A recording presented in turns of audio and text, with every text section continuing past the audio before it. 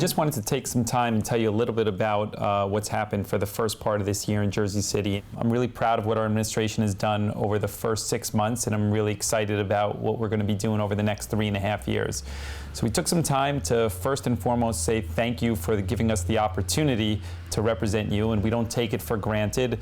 Every single day we wake up thinking about how we can make you proud and what we can do to move the city forward.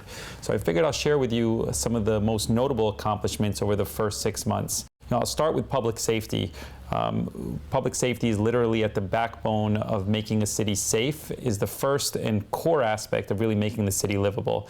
We started off the year with a real rough spell of crime that we walked into, and we've taken some aggressive approaches to kind of change that. One of the first things we did was a national search for a new director of the police department and the public safety department, and we settled on Director Jim Shea, who is a senior person in the New York Police Department. What we've changed in the public safety department was combine the police department and the fire department under one umbrella. I think this is important because it'll give us increased synergies between the fire department and police department, shared technologies, shared personnel, reduce costs, and I think ultimately deliver a better product for you as residents. Specifically on the fire department, what we were able to do is reduce the fire department from 4 battalions to 3 battalions while increasing the number of companies that are on duty every single day. What that's done for you as a taxpayer is it's saved tens of thousands of dollars per week in overtime. On the police front, we've started to move personnel from desk jobs out into the streets, and we've started to use data to actually shift presence to areas of the city that really need it. And the reality is that different areas of the city have different challenges. What we've tried to do is look at data and put the men where the problem are, so that way we can really address some of the problems that are happening in this city. I'm also really excited about our new tax abatement program. For the first time in the history of the city, we've created a clear program that's transparent, that really creates an incentive for people to move with investment away from the waterfront. This is the first time in Jersey City that this has ever happened. I thought it was important because what's been done in the past is tax abatements were given out based on who you know, and one deal to the next deal, block by block, could be grossly different. What we tried to do was look at the census tract based on income and really incentivize with a clear set of rules to move development into the inner portion of the city.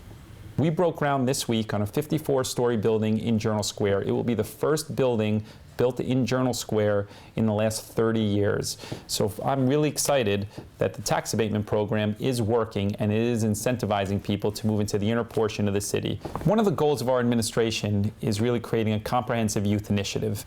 We started off this past summer by expanding the summer jobs by nearly 50% and at the same time expanding youth recreation programs.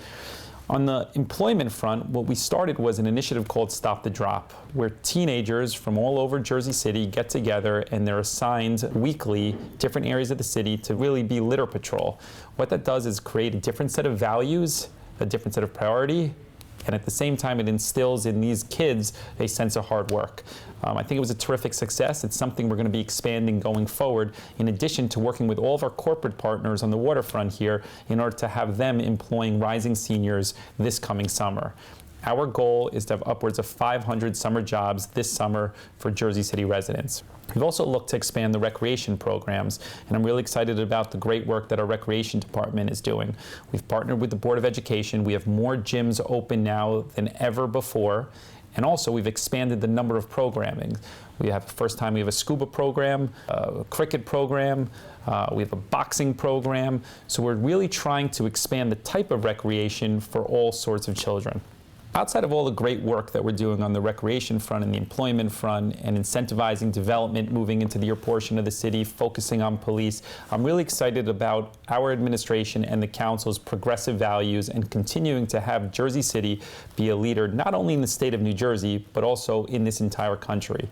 Our administration partnered with the City Council and we passed the first earned sick day policy in the state of New Jersey, and we're proud to be the 6th city in the country that has something like this in place.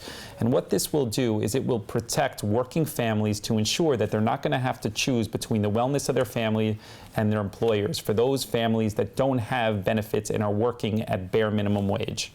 I'm also really excited about us trying to shape the policy as it relates to guns. For the first time of any municipality across the country, we're using our purchasing power of ammunition and firearms by our police department to shape the dialogue around responsible corporate responsibilities. We believe that while nothing is happening in Congress little is happening at the state level, we have an opportunity at the municipal level to shape the dialogue, recognizing that firearms and weapons in our community are something that we really need to confront, and sadly, something that we deal with every single day. I'm also really excited about our administration and the creation of a new and stronger employment and training program that is not only going to deal with a reentry component, but it's going to do a better job of linking employers to employees, and at the same time holding tax abatement and developers accountable. In the new employment and training, there's three components. The first is how we approach our employers and actually training for those jobs. What we found in the past is that there's many federal programs that train people, but often they're not training for any sort of job. So once the training is done, those people go back to unemployment. What we've started to do is go out to every single employer of any significant size in Jersey City, actually find the jobs, target the jobs, and then find trainers to actually train for those jobs. The second aspect of our employment and training is an audit and compliance component for developers. We want to make sure that the commitments that they made to Jersey City, that they're actually fulfilling those commitments. What we have found is too often that's not happening. We've already collected more than $5 million in unpaid taxes, and we're making sure that when they said they were going to hire Jersey City residents, that they are hiring Jersey City residents. And then third, and important, is our reentry program. People don't realize that 1,500 people return to Jersey City every single year from our jail and prison system. And if we're not providing an infrastructure for those people to turn the corner, more often than not, what we find is that they revert back to the things that got them into the jail and prison system in the first place. Jersey City is creating the first in the state to have housing, to have treatment, and have employment under one roof. I believe that this new and improved employment and training is really going to be a model for all other cities in the state of New Jersey. Accountability is a word we talk about often, and it means more than just accountability from developers, accountability of this administration, but it also means accountability how other government entities treat us. Jersey City, this council and our administration has entered into a lawsuit. We hired counsel to sue the Port Authority for back taxes and missed payments, totaling $400 million. You know, for too long, we've been the doormat of the Port Authority, and I believe that it's time that we stand up and actually go after dollars that are owed to Jersey City. Our legal argument is tight, our rationale is tight, and I feel comfortable that over the next couple of years that we will see dollars that have been owed to Jersey City and unpaid. Going after people, places, establishments, government entities that take advantage of Jersey City is something we're going to continue to do as we stick up for Jersey City residents. In closing, just wanted to wish you a happy new year and happy holidays, and say again that we really are thankful for the opportunity to represent you both on the City Council and in the administration. You know, the end of the year is really a good time to think and reflect about this past year and think about things we want to do in the next year. And when I look back at our 2013, it's been a meaningful year for me personally, and one that, as I said, I don't take for granted. And every single day we will go out thinking of ways to make you proud and to move the city forward to be literally the best mid-sized city in the United States of America. We believe we're on our way, and we believe we're going to get there. Thank you.